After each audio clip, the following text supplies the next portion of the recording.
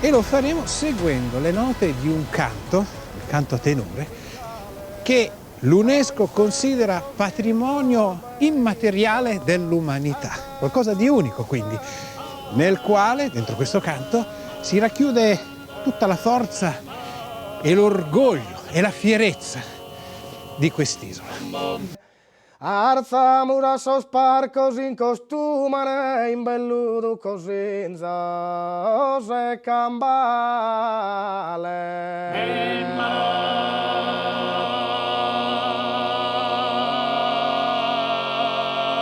Il canto a tenore non segue alcuno spartito musicale, non prevede l'uso di strumenti, ma solo quello delle corde vocali.